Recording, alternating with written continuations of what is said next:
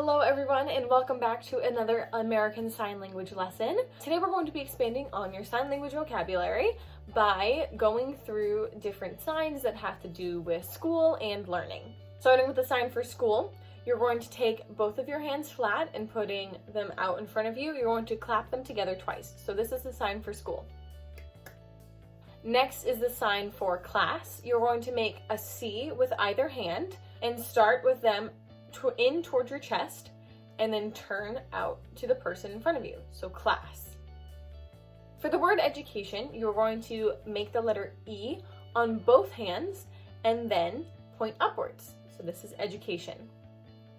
To sign the word teach, you're going to take both hands and take your four fingers and sort of connect them to your thumbs like this and then move them outwards towards the person you're talking to. So this is teach. There's what we call a person marker in sign language, and that looks like this, almost as if you're outlining the person in front of you. And so think of that as adding the ER onto the word teach. So we're taking the sign for teach and turning it into teacher. So you're going to teach, and instead, now the sign for teacher is teach and then the person, so teacher. To sign learn, the sign for learn, we've gone over this in a previous video, but to review, you're going to take one hand and place it flat out in front of you, and with the other, go as if you're grabbing at it and lifting upwards, so learn.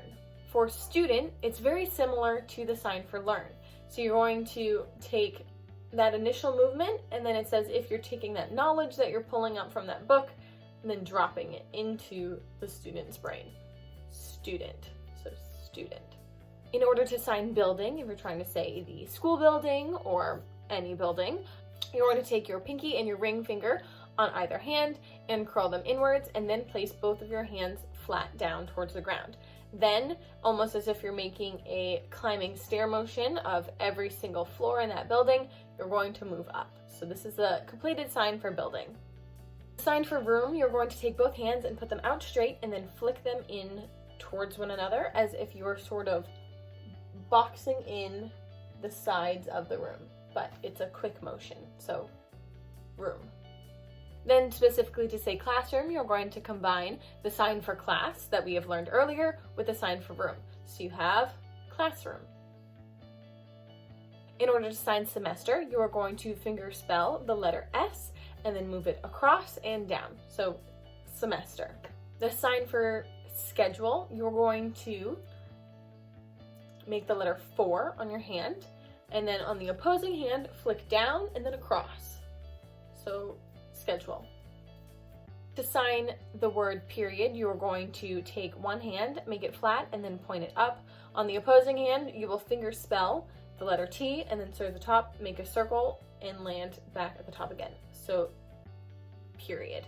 You can then specify which period you are talking about. Maybe you want to talk about what's going on in period B, or period C. Time is a simple sign. It's as if you are checking your watch, so time. To say on time, you just aggressively check the watch once. So time, you tap multiple times. On time, you do it once. The sign for late, you are going to take one arm and lift it up, and then with your hand, flick it backwards behind you. So this is late. The sign for homework, you're going to take one hand and put it against your jaw so that your thumb touches your chin and your pointer finger is up about your ear. Then you're going to bring your wrists together and bang them together twice. So the completed sign will look like this. The sign for do, you're going to take one hand flat and with the other pointer finger, point to it. So do. A great example of a sentence you could find yourself asking is, when is the homework due? So the sign for when is you're going to take both fingers and then take the one at the back and flip it around and move it to the front. So when, and remember that you always want to have your facial expressions matching. So when asking a question, you want to make sure that your face is mimicking that confusion as well, because you do not know the answer. But sentence structure in sign language, the order of the signs would actually be homework, due, when. So the completed sentence would look like this. The sign for study, you are going to take one hand, place it out flat in front of you, and with the other, sort of almost like jazz hands, move your fingers in front of it. So steady. The sign for exam, you are going to take both pointer fingers, start them up high towards your head, and then bring them down. And as they move down, turn your pointer fingers into flat hands. So exam. The sign for book, you're going to place both hands together in front of you and then open them as if you are opening the covers of a book. So book.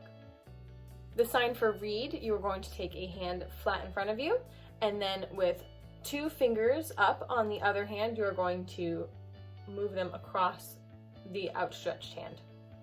So like this, read. The sign for write, you're going to take that same outstretched hand, and instead this time on your opposing hand, make your hand look as if you're holding a pencil and move it across that outstretched hand. So this is the sign for write.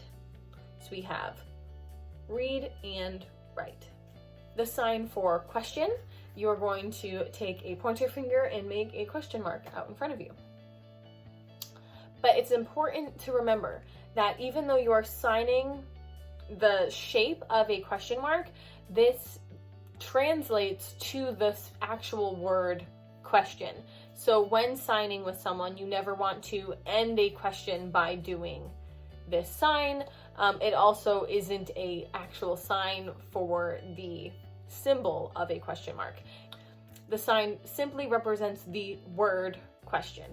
Then the sign for answer, you're going to take 2 pointer fingers, start with one at your lips and the other beside you, move them out and down. So answer. So we have question and answer. Thank you so much for joining, everyone.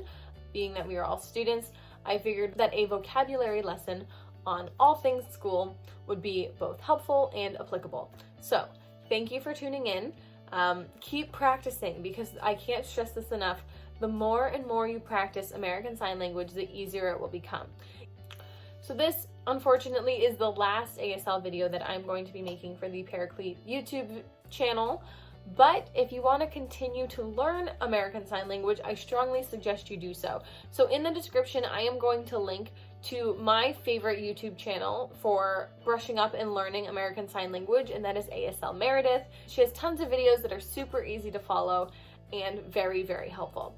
So I hope you continue to learn American Sign Language, and if you don't continue to learn more, at least continue to practice what you already know. At the very least, if you can keep finger spelling, if you come across someone who is deaf or hard of hearing, you can communicate with them, and that means so much and is a very, very useful tool. So good job today, and keep up the good work.